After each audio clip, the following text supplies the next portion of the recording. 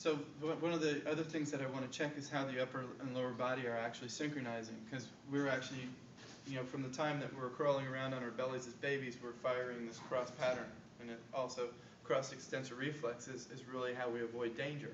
And the nervous system is actually primarily geared to surviving danger first, and then after there's no danger available to it, our situation, then we can move. And our movement is relegated based on how stable our bodies are. So the more stable, the more fluidly we move. So what I'm going to do here is simulate cross pattern. So I'm going to lift this leg again and push up nice and strong. Okay?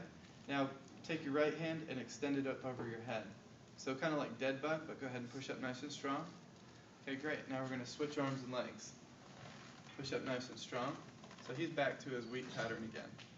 So what I want to do is see if I activate something in his neck that could be making his shoulder become part of that short circuit. Extend your left arm again. Turn your face to the left. Push up strong for me. You can do that all day long. So he's got right lower body, upper left body. So it's perfect. It fits the paradigm. He's got a blown hip flexor, and he has a lower cervical or an upper cervical on this side. We don't know yet that's involved. And most likely the shoulder. And the way I confirm the shoulder is I'll test the lat. Because let's just say I have a thumb wheel here. In order for me to move as if I'm not limping, the first thing I have to do is turn the lat off on the opposite side to allow the shoulder to swing. Okay? So I'm actually still moving in this plane of direction, but because I have to drag this leg, I have to throw my upper body with my other arm. My body accomplishes that by my brain turning off the lat. So the way I test the lat is I take the arm, turn the hand backwards towards you, and I'm going to push towards you. Okay? Strong. Okay? And we're going to come around the other side. Let's see if I can get out of here. And go ahead and push again. Go. There's nothing there. So his lat's switched off. And that could be a problem, because now again we have a problem.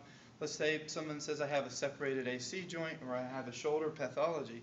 Well, the mistake would be to go right to the shoulder and start hammering around the shoulder, when it's probably being started right here.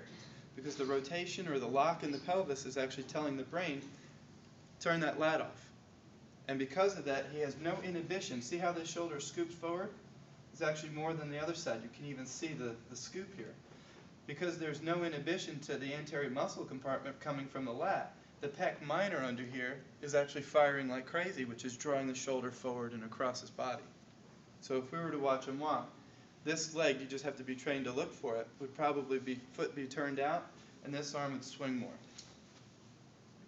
And the way we fix that is we get up underneath the pectoralis major, or along the rib cage. It's not very comfortable again, but we release the tension along the length of the pec minor muscle. We do the neck muscle attachments to the clavicle, adjust the lower cervical on that side, and retest everything. See how we did. Would you strip out the muscle, or what would you do? Or just for pressure? At first, what I would do is I just come along the tendon attachments along the clavicle. That's painful enough. For like how long? A couple minutes, or? Yeah, just stimulate the GTOs. See if the Golgi tendon organs will release the muscle. And then, of course, you're going to find trigger points all along the SCM, the scaling, and further treatments you can actually tell people in phase 1 of your care, which is a lot of passive stuff. Yeah. We have a lot of work to do in order to smooth out those bumpy spots, which are contributing to the problem. It's a good question.